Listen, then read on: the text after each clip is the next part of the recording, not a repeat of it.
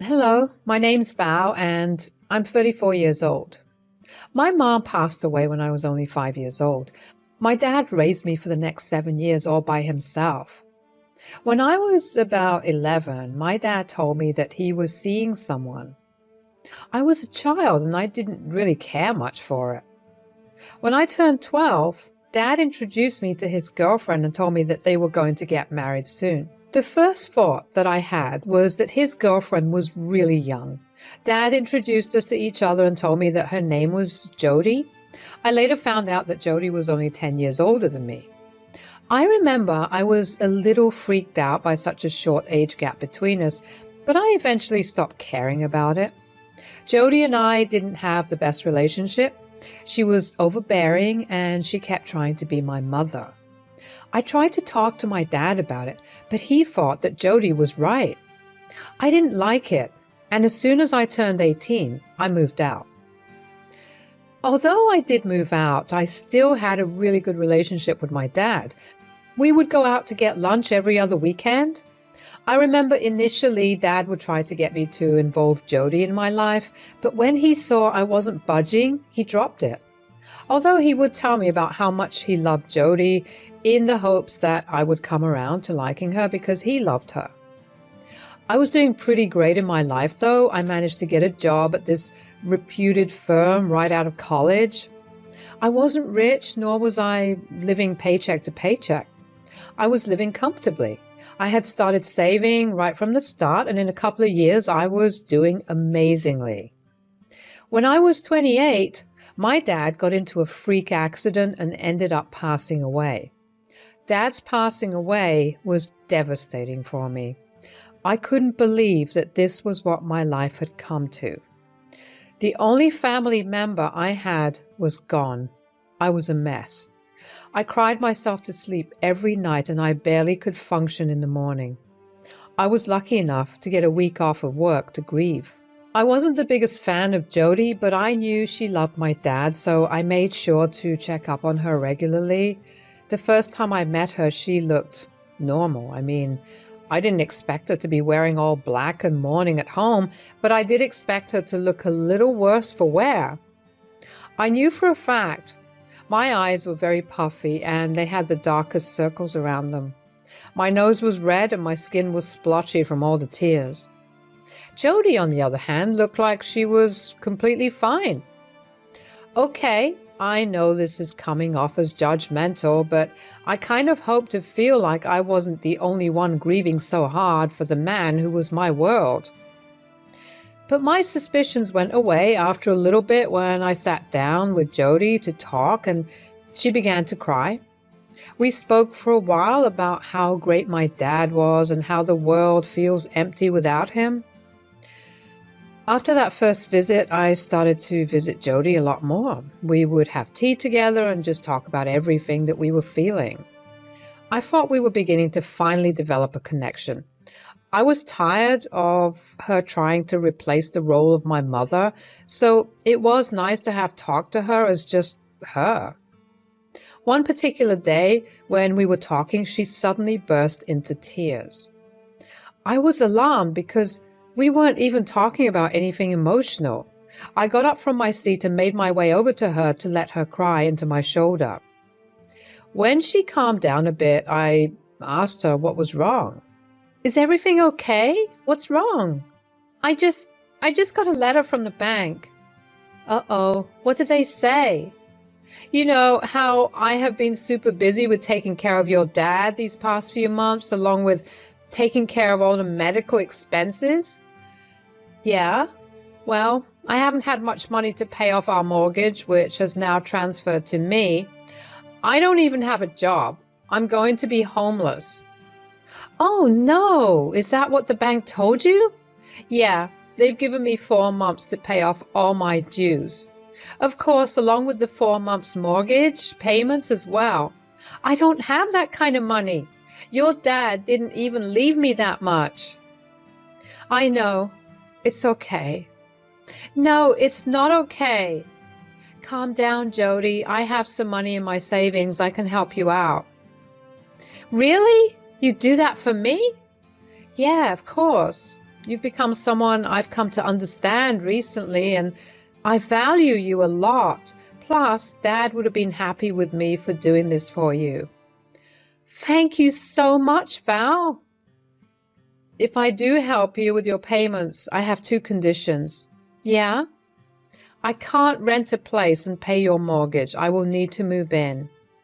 Of course, honey. This house is yours, too. Great. Secondly, I can't keep paying off your mortgage. You need to find a job soon and start taking care of it. I can contribute half of it, but you'll still need to find a job. And over time, in the future, you'll need to pay me back, too. I promise I will. I did feel sympathetic towards Jody. Going from being financially stable to desolate is a very big and scary change. I couldn't have imagined what kind of anxiety Jody must have been feeling because of it. But I had quite a good amount in my savings. If there was one thing my dad taught me, it was always to have a good amount of savings, because you never know when hard times will fall. Over the next week, I contacted Jody's bank and got to working around the mortgage repayments and having the foreclosure nulled. Jody hadn't paid the mortgage in 4 months, so there was that, along with late fees and pre-foreclosure fees. In total, it racked up to be about $12,000. I had it in my savings, but it did make a pretty large dent in it. Jody was super grateful that I managed to help curb the foreclosure. She went all out and prepared a feast for me to say thanks. I was glad to see that she was actually being grateful, because the Jody I knew before would have acted a little entitled to my help. Although I did remind her that she needed to start job searching soon. She promised me that she had already started looking for jobs. I also moved in with Jody. It was pretty interesting to live with her again. Jody was a lot more demanding than I remembered her being, but I didn't mind that. She was just demanding that the house be spotless, although she did try to get me to be that way about my room too, but I put her in her place by telling her that my room was mine, and I liked it the way it was. I respected her wanting the common areas to be clean, and so she should at least respect my wish for my room to be the way I want it to be. She gave in, and I suspected that was only because she knew that the reason she had a house to be demanding about was because of me. We did have tiny spats every once in a while, but for the most part, it was good to live with her. Slowly but surely, the weeks turned into months and the months into years. After a year passed, I began to be frustrated with Jody for not finding a job. She kept telling me she was searching for one, but I never saw any results. Hell, I didn't even hear her mention having an interview even once. I confronted her about it, and she got very defensive. Jody, I don't mean to be that way, but when are you going to get a job? Do you think I'm not trying? No, that's not what I meant. It's just been a year since you promised me, and I just need to have a definite time for how long I have to keep paying the mortgage. I don't know when it will happen, okay? Have you had any interviews so far? No, but I haven't been getting any responses. How about you apply for a part-time job at least? Ugh, no way. I'm trying to help you out here. I can't keep paying your mortgage, Jody. If it's that much of a hassle for you, then don't do it. I'll just be homeless. It's fine. Whatever. I'm sure your dad would have been happy to see me struggling like that. No, it's okay. I'll keep paying. But I'm telling you, I can't keep doing this. Yeah, and I'll find a job. Just give me some time. It didn't click at that time, but for Jody to use my dad as a way to appeal to me was kind of messed up. I diligently paid off the mortgage for a while after that too. Jody did become a lot more overbearing after that. She began to get annoyed about when I got back home and who I hung out with during weekends. It irked me, but at first I didn't say anything. When she got out of hand, I stood up for myself and put her in her place yet again. She would always quiet down, but I would sense her dislike for me after. She would go weeks without properly talking to me, and I would feel so icky when I saw her the way she used to be when my dad was still alive. Regardless, I still helped her out. Another year passed and I decided to put my foot down. I never saw Jody make an effort to start working. I know it's wrong, but one day when she was out, I went through her emails on her laptop that she had left unlocked on her bed. I found out that in the past 2 years she had only applied to one firm, and that was also right after I agreed to help her pay off the mortgage. I was angry and disgusted with her ability to lie to me. After I had been so accommodating and nice to her, all she was doing was taking advantage of me. So when she came back home that night, I told her that I was no longer going to help her out. Needless to say, Jody did not take that well. "How can you do this to me?" "I've given you 2 years to figure your things out. You've refused every form of advice I've given you, and you haven't made any effort to actually get your life together." "You really think I haven't been making any efforts?" "Jody, I know you aren't making any effort. You're just making false accusations." "All right, then why don't you show me all the places you've applied to this year?" That's an invasion of my privacy." Look, I'm glad that you and I have been able to develop a pretty good relationship in the past few years, and I'm glad that I have been able to help you out. But I need to start looking out for my future too. I have never wanted to own my own house, and I hate that I'm stuck paying for something that has never been part of my plan. Oh God, what am I going to do? Jody sobbed for a long while, and it did get to me. Although that night I left her there because I was still angry with her. I decided to do a little research to maybe help Jody out. I knew that I couldn't keep providing for her, so if there was any way she could keep herself afloat, I'd like to be able to help her find it. The next day, Jody refused to talk to me, but I asked her if she would just listen to me. I informed her that she should file for bankruptcy so she could get an extension on the loan payments and even get time off from paying it for about 5 years. Jody finally acknowledged me and asked me if I could help her out with filing the paperwork. Of course, I told her that I would help her, and we spent the next few weeks getting everything approved. Once Jody was free of her mortgage payments for the next 5 years, I told her that she still had to get back on her feet once again. Jody coldly told me that she had things under control now and asked me to move on. Well, that hurts. But I guess that was what happened when you stopped letting someone use you. I moved out within the next month and I was doing good once again. My finances were back on track. I was able to get a promotion at work about 2 years after I moved out from Jody's place, which allowed me to save even more money and even make some big investments. Jody and I barely kept in contact. She didn't make any effort to contact me, but I tried because at the end of the day, she was my dad's wife and he loved her dearly. I would ask her how she was doing, and if she managed to find another job, she would always speak coldly towards me and tell me to mind my business. Even though I was upset about her behavior initially, I just kind of let it go after a while. My life was going on pretty well until one day, about 5 months after Jody's bankruptcy period was done, Jody showed up at my door. Now, I was surprised because I did not expect her to be there. I hadn't spoken to her for the past few months. I had an inkling about what she wanted, so I prepared myself to stand my ground and tell her that I wasn't going to help her out in any way. I invited her in, and when I took a better look at her, she looked like an absolute mess. Her hair looked like a mess, she lost a lot of weight, and she looked like she hadn't slept in months. Things look like they're going really rough for you. Is everything okay? No, I'm struggling a lot. I'm so sorry to hear that. Yeah, after you left, I sort of went down this whole spiral. At least when you were there, I wasn't fully alone, but after you left, I realized just how alone I was. I tried to reach out to you, but you always pushed me away.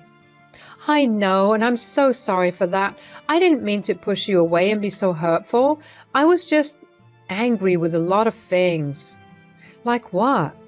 I was angry with myself for being so alone. I was angry with your dad for leaving me alone, and I was angry that I was struggling so much. I get that.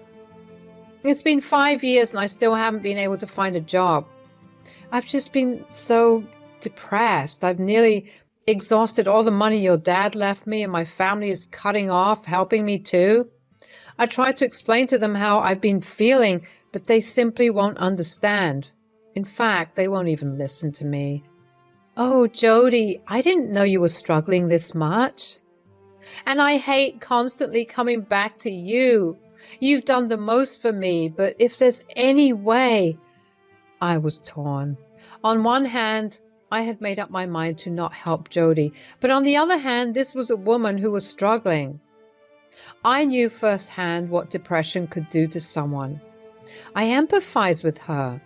Before I knew it, I was telling Jody that I would help her again. Jody cried in joy and thanked me profusely. I was happy that I could help her out. I understood what she was struggling with, and I was never someone to leave someone stranded when they were clearly suffering. The next week, I was once again at the bank figuring things out for Jody. Turns out this time she hadn't made her mortgage payments for 5 months. I wondered why she didn't get her mortgage readjusted and maybe just reduce the monthly payments, but I just rationalized it by thinking that she was suffering too much to think clearly. As I went over Jody's mortgage, I realized she only had about $75,000 left to pay off, including her late fees and all that, to fully be done with her mortgage. Now, in the past 5 years, I had saved a lot more money, and I definitely had that amount in my account. I checked with Jody if she'd just want me to pay off her mortgage, and over time, she could pay me, and she cried. She asked me if that would be possible, and when I said it would, she promised me that she would pay me back. I told her I would get her promise in writing within the next week, and then pay her loan off. I don't know how she did it, but she convinced me to pay her loan first and then make the contract with her. After I settled her loan, I made my way over to her place. It was an unfamiliar car parked in the driveway. The front door was unlocked, and when I walked in, I heard Jody laughing loudly along with the sound of another man. When I walked into the living room, I saw Jody sitting on another man's lap with her arms around him. That made me feel icky. Just a week ago, she was telling me about how much she had loved my dad and how she would never be able to get over him. She told me that my dad would have been very proud of me, and in general, she kept bringing up my dad. Looking back, that was probably her way of emotionally blackmailing me into paying off her loan. When Jody realized I was standing there, she laughed and pointed at me while she spoke to her partner. "Darling, look, that's the girl I was telling you about. She's the daughter of the man from whom I got this house. I tricked her into paying it off, and now we can live here happily." "What? What are you talking about?" "Oh, don't tell me you're really that stupid. You really think I couldn't get a job?" "I knew you could, and that's exactly why I stopped paying for you the first time around." "Oh, right. I put on that whole act and got you to pay it off." "That was an act?" "Ugh, of course." "Did you even love my dad?" "You, God, no. I just needed the money because I did not want to work.